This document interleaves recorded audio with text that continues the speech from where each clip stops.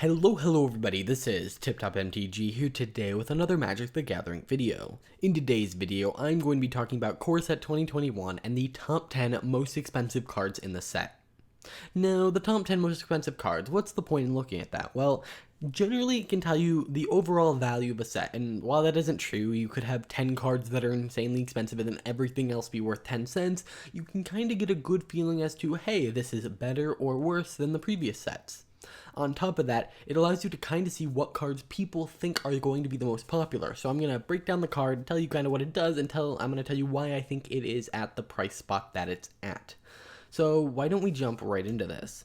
Starting off, we have Mangara the Diplomat. It's a 4-cost, white, 2/4 legendary creature human cleric with lifelink. And whenever an opponent attacks with creatures, if 2 or more of those creatures are attacking you and or planeswalkers you control, draw a card. And whenever an opponent casts their second spell each turn, draw a card. And this is coming out at $8.99 US or $14.99 for foil. That's what the pink means. Now, there are a couple things I need to talk about first. These are prices according to Card Kingdom's pre-order prices. These prices are pretty much all going to go down unless one deck in the standard meta really needs one of these cards, then it will shoot up.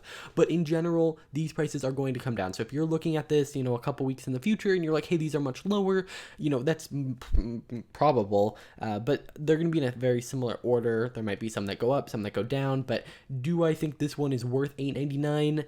Maybe. I mean, it's good in standard. It's not amazing. It's a creature. It's just going to get blown up. But if we're looking outside of standard, something like Commander, whereas this is where I think this will see a lot of play, it's good, but you have no control over it. I like the card, and the reason that I think it's so high up here, even though the card itself isn't super powerful, it's because it's white card draw, and white doesn't get a lot of that. So when it does happen, it is a pretty big deal, and a lot of people are going to want the card. So I think Card Kingdom pricing, the pre-order prices here makes sense, but I think it's a little high. Next, we have Azusa Lost But Seeking. This is a 3-cost green, 1/2 legendary creature human monk, and you may play 2 additional lands on each of your turns. So essentially you can put up to 3 lands on the battlefield each turn with her. I think that, I know that this was a reprint. It's coming in at $10.99 US or $16.99 for the foil version. And at this point, the foil version isn't that big of a difference, but we'll notice that starts to ramp up quite quickly. But yeah, I think this card, it is a reprint. So this means that the price is just a lower version of the other card's price. So I really can't judge them on how much they're charging here because clearly, or at least most likely, the price was higher than this before. So yeah, I think this is probably a justified price, saying that it would have been higher before. I really don't think this is going to see much playing standard. This is mostly in other formats kind of card. And you'll notice a lot of the top 10 cards are meant for other formats, and that's kind of a theme you're going to notice. Next, we have Elder Gargoth. It's a 5-cost green 6/6 creature beast with vigilance, reach, and trample. And when it attacks or blocks, choose one, create a 3/3 beast. You gain 3 life, or you draw a card. And so that's attacking or blocking, and it has vigilance, so you'll get it both times. It's also a 6/6 for 5 with a bunch of keywords. This thing's gonna be pretty good in standard. Outside of standard, it's kind of meh. This reminds me of Questing Beast. But obviously outside of standard, Questing Beast really didn't do much. It comes in at $11.99 or $21.99 for the foil version, and I think that's a very, this could end up seeing a place in the meta. It also could, because it costs 5, it doesn't have haste like Questing Beast. This could just fall flat on its face. So again, I don't know if I've said this yet, but in general, my rule of thumb is don't pre-order cards unless you really think they're going to go up. Instead, just wait. A lot of them are going to go down. Next, we have Fiery Emancipation. It's a 6-cost red enchantment, and it says if a source you control would deal damage to a permanent or player, it deals triple that damage to that permanent or player instead. It is a very powerful card that I could totally see seeing a lot of play in standard. Outside of standard, tripling anything is a very potent ability, and I think that $12.99 is about right. I think it'll end up drifting down, but for now, I think that's a good place to be. Also, the foil version's only $3 more. Yeah, kind of crazy. This card is just crazy. Next, we have Liliana, Wicker of the Dead. It's a $13 card, or it's a 4-cost, 4 loyalty legendary planeswalker Liliana. You can +1 her, and each player discards a card, including you. Each opponent who can't loses 3 life. Then you can -3 her, and target creature gets -X until end of turn when X is the number of cards in your graveyard.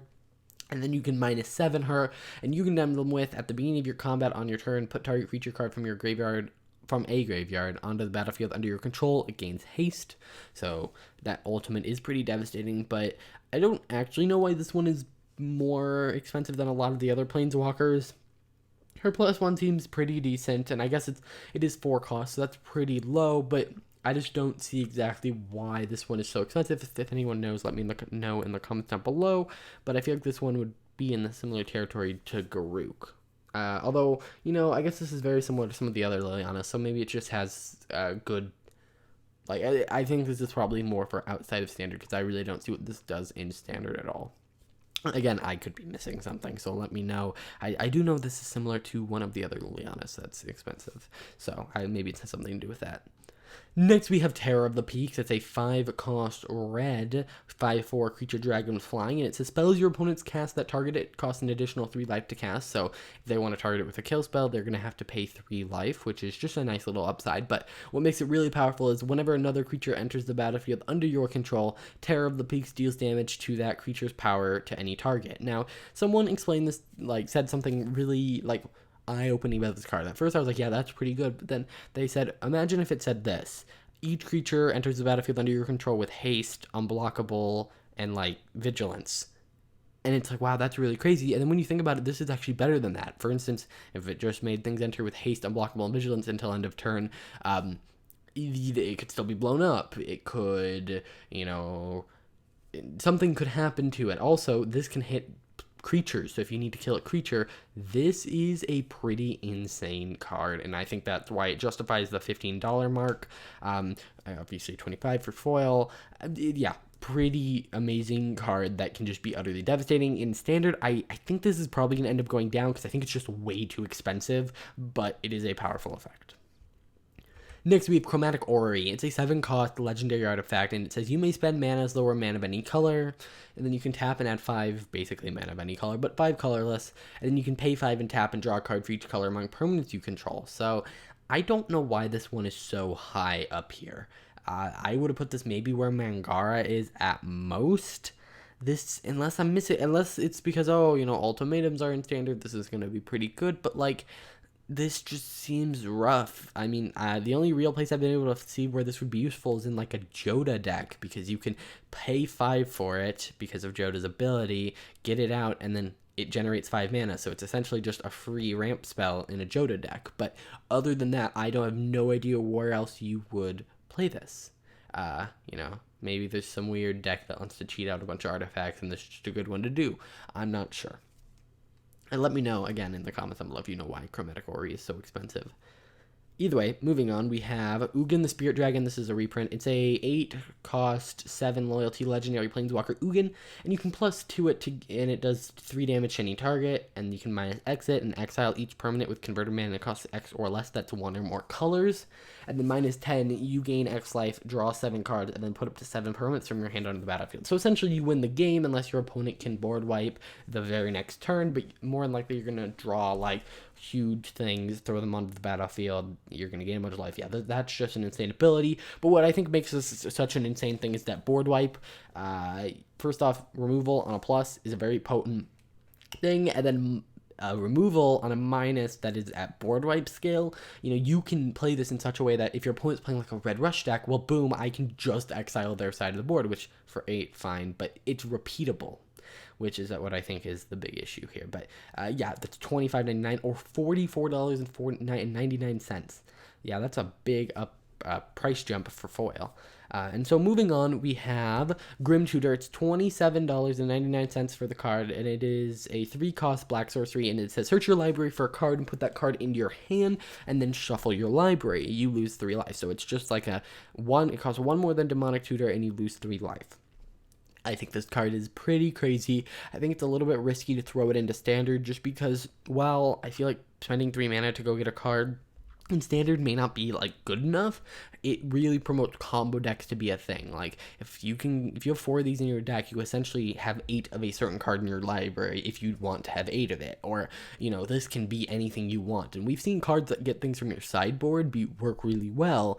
This isn't as good as that in my opinion, just because in your sideboard you don't have to worry about drawing it unless you need it, but this really enables a lot of combos, and I am worried about it. But then again, I always do like an infinite combo for every set, so that's exciting for this, but yeah, I think it's a little risky. It is a very good card, and the reason that it used to be more expensive than Demonic Tutor because it was only ever printed once in some starter product, and so it's reprinting. I think that's why it's still so expensive. Next, we have Teferi, Master of Time, and by next I mean finally. It is the number 1 most expensive card in this set.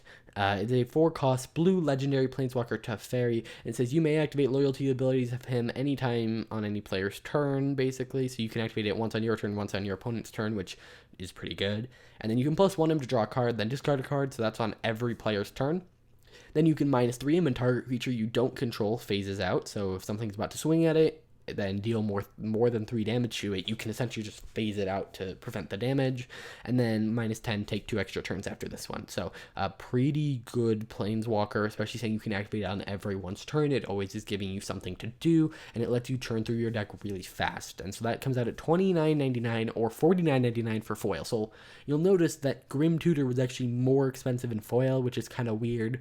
Honestly, the foil prices are just kind of wonky when it comes to, some of them are like a percentage base, some of them are just like, meh, here's a couple extra dollars for foil, but I don't know what causes that. I think it has something more to do with like where the card is seeing play. If it's in standard, foil cards aren't going to be as good, but if it's a card intended for commander, I feel like they've priced the foil slightly higher because I feel like commander players are more likely to like bling out their deck because it's something you can keep for a while. So that's just my thoughts. Now, you'll notice that, first off, this is the first set in a while where a Simic Mythic has not been the number 1 most expensive card in the set. It started with Eldraine. In Throne of Eldraine, we had Oko. In Theros, we had Uro. And in Ikoria, we had Kinnan. And those were all the most expensive, and they were like low 3 or less cost Simic Mythics. And finally, we have one that just cuts out the green. But yeah, not bad. Now, speaking of Ikoria, why don't we compare the prices? So here are the top 10 most expensive cards from Core Set 2021, that being on the left, and Ikoria on the right. So if you were to look at just the bottom, so Mangara the Diplomat versus Nethroi Apex of Death. Nethroi is actually $1 more expensive, but if you go just one more up, the prices already start jumping up higher. So Ikoria is $9.99 versus Core Set 2021's $10.99. And then it starts going up and up and up, and at the top end of Ikoria is $19.99 for Kinnan, and Core Set 2021 goes above $19.99 by the 3rd slot. So Ugin is the 3rd most expensive card from Core Set 2021 is more expensive than the 1st most expensive card from Ikoria. Now, it does show that it kind of drops off quicker in Core Set 2021, but it's not by much, so keep that in mind. Also, when you look at Ikoria, the Tricycle lands, those are technically 5 cards in that one slot, so that is something to think about when you're looking at, what are the odds of me pulling a good card? So they're pretty balanced, I would say, although it seems to ramp up pretty quickly. There are some weird similarities where, you get $12.99 for Fire Emancipation, followed by $14.99, $14.99, which was the same in Ikoria, but just with Uzalith and the art set. Either way, it's just interesting to compare it to previous sets to see how it's going to do. If you would have said, hey, do you think Core Set 2021 will have a more expensive card than Ikoria, I would have said, no, Ikoria is a pretty crazy set, and core sets are generally more boring. This is pretty interesting. Either way, guys, let me know what you guys thought of all of that in the comments down below. If you enjoyed this video, please hit that like button, subscribe, and I will see you guys in the next video.